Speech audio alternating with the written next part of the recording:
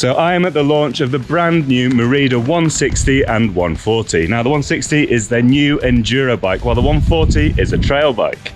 As you can see behind me, there is a little event village. And that's because the launch is being held at the Ex Enduro, sponsored by Merida and powered by Shimano. So in this video, I'm going to tell you a little bit about the bikes, and I'm going to give you some ride impressions too. And you're going to see me suffer, because having done the race last year, I know what's in store, and there's a lot of climbing and a lot of stages to race through. So the bike comes in 160mm front and back. And in this configuration, it's got 29-inch wheels at the front and the back. Tomorrow, I'm going to race this bike as a Mullet, and on Sunday, I'm going to ride the 140 instead. So you get a little bit of a view on each of the different options from Merida. Both bikes share the same frame, but use slightly shorter shocks and forks in order to get the differential in travel. And obviously there's a load of different build options on there too. This is the one I'm riding. It's not the top model, but it's pretty good. So we'll see how it goes over the next few days. Off we go. All right. Day one, first climb. So we're gonna go with a bit of a crew. So just on the first climb, the bike feels pretty good. Like, I think if you stay sat, suspension feels pretty stable. It's not like bobbing and wallowing everywhere, which is nice.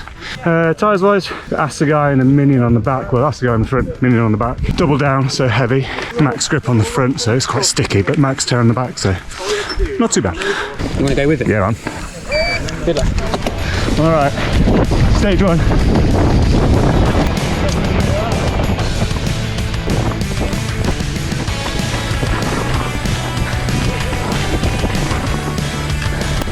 Guys, move out of the way. That's the end of stage one. It's obviously quite a crowd out, everyone's having fun. Hard work, a lot of sprinting, but that was good. Right, we'll see how the rest of the day goes. A little bit of mid-race foraging. All right, a little train here, final stage. Mix at the front, Stefan from Merida in front of me. Come on.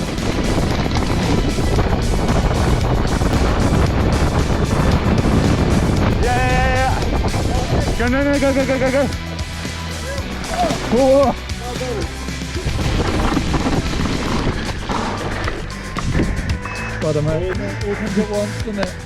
So I just finished the first bit of the first day's riding, and in about an hour and a bit we're going to head out on the night lap. So we've got 3 stages to do at night, and Exposure very kindly provided some lights for us. All right, ready to drop in, yeah.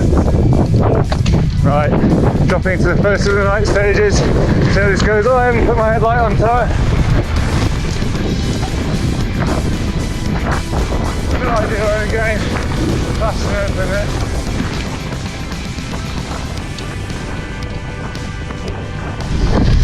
Finish this up there.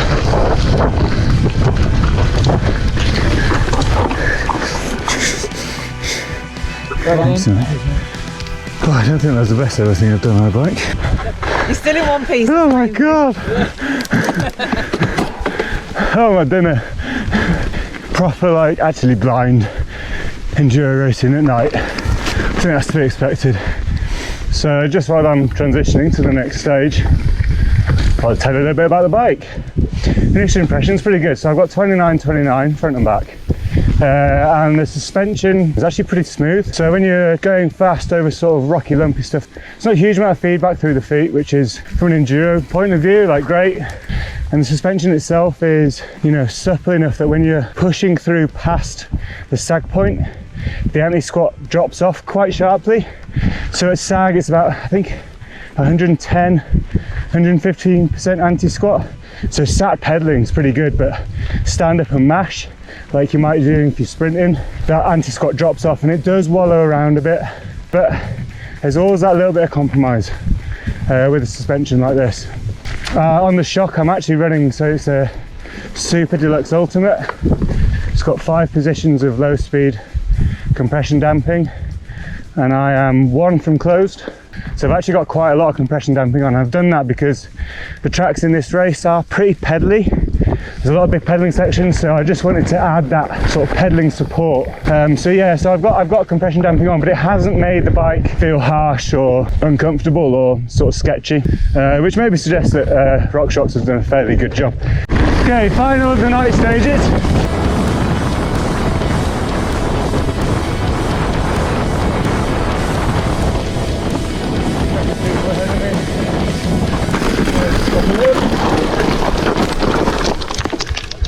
Pretty fast and furious that one. That was like right up my street, to be honest. That was a lot of fun.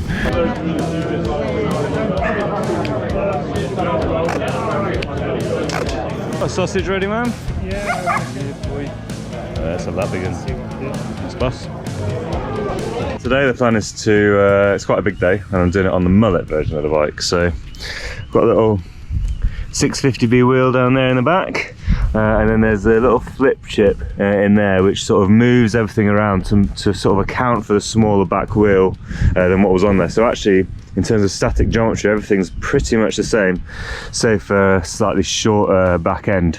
So in theory, it should feel the same between the pedals and the saddle and the bars, but that back wheel's just a little bit smaller.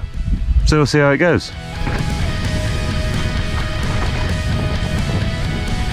So I just finished stage 3 of day 2 on the Mullet bike. There's a little bit of difference, feels a little bit less smooth as you expect. Back wheels maybe a little happier to just sort of step out and sort of clank into things when you're on the brakes hard, but it's not like a drastic difference. Obviously the shape of the bike remains and the suspension's still smooth. One of the most famous things about the X is the cream tea, which we've got here. Oh yeah. Controversially, we've got cream then jam. That's the way it's supposed to be. Whoa, big cool. Let's ride bikes. That's it.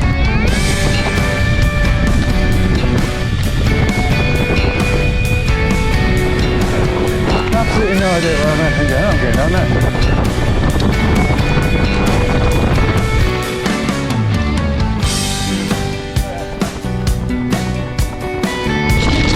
So the bike's got a really long reach.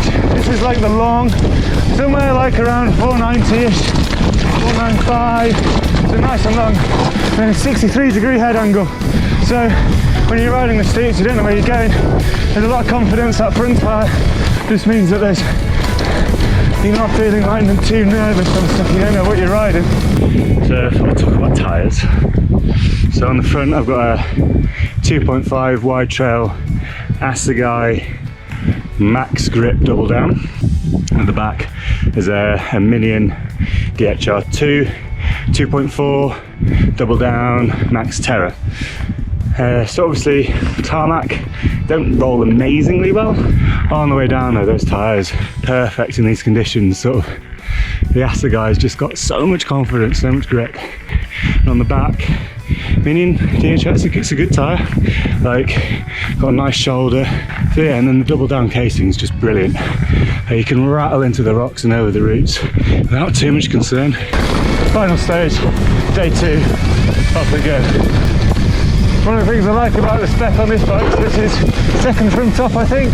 Top one's flight attendant and all the fancy stuff. This one's still, you know, Zeb Ultimate XL1 access is at the spec alloy wheels, bar and stem. So it keeps the front end a little bit more comfy than it might otherwise have been if they'd gone full carbon. Sprint that corner. Really lost it there, feet up. Alright, that's the end of day 2. 9 stages. Pretty good day out actually. Just about 40k and my GPS reckons 16,500 meters of climbing, so pretty stout. Ate lots of nice food along the way. There's a real nice little tea stop. Bike's performed well in its Mullet form. I think I prefer it in 29 though, just a bit smoother, a bit nicer on the corners, but still a load of fun with the Mullet. Tomorrow we're going to race on the 140, so we'll see how it goes with a little bit less travel in there. Important to recover. Cheese and ham sandwich, recovery fruit, recovery beer. Perfect. Go! Good morning everyone, it's day 3 of the Ex Enduro. It's actually my 5th day of riding in a row, so I'm a little bit tired as you might be able to tell. But I think it's going to be alright. It's 30k today with 1200 odd meters of climbing. And I'm going to race it on the new 140s. So here's the bike. It shares the same frame as the 160, but with a slightly shorter stroke shock just to bring that travel down, and it is a single can shock as opposed to a piggyback. There's also a slightly shorter travel fork on the front. So Merida have developed their own dropper post for this bike, and its little fun bit of tech is that it's infinitely adjustable from 30 all the way to 230 mil of up and down. So you can set it, well the idea is that you can run the post absolutely slammed and then have however much drop you can get away with. So you're not having too much post showing above them, kind of wasted space. Basically, yeah, anywhere between 30 mil drop and 230 mil drop. So this little gubbins down here means that you can run that 8 pins fully internal dropper post on the 160 and the 140 if you want. It's going to be an upgrade available, and 8 pins are going to offer that as well. Now, it wouldn't be an enduro bike or a trail bike in 2023 without some sort of internal storage, and it's access in here, so it isn't quite as fast access as that on sort of Trek and Specialized, but the idea is that it's just for the actual essentials, your pumps and your repair kits that you aren't going to be using all the time. Give it a quick tug. It's quite long. Loaded this little bag with all the bits and pieces. So we've got a puncture repair stabber, we've got some tyre levers there and a pump, and you can obviously fit a few other things. So it's not really for your food and your snacks, but it is for the essentials. So that's the bike.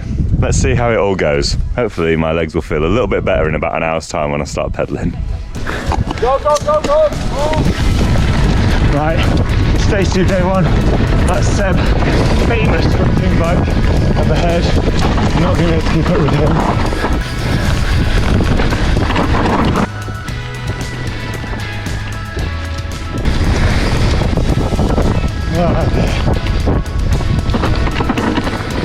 Just had a stage 2, bit of a shocker. Came off the track a couple of times, a lot of swearing, a lot of like, so I don't think I did myself too many favours on that, but still kind of fun. They're just riding up what they've nicely called the Vominator climb, which is a steep, long climb straight after lunch. At Sag, which is roughly where I'm at the moment, we've got, I think it's about 110-115% anti-squat, and with a pretty steep seat angle. I think it's 78 degrees. Keeps everything, you know, hips in a nice place. Shock doesn't seem to be squishing and wallowing all over the place. Feels like a fairly efficient place to be pedaling up such a hill. This is on the 140. There is a lockout switch on the shock if I wanted it, but I'm running it fully open. Thank you, mate. Right, last stage, all the way down to the bottom. A bit wiggly and then straight down the floor line apparently. Woohoo!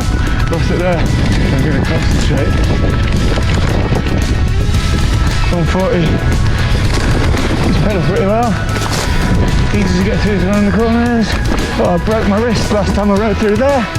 Glad I didn't do it this time.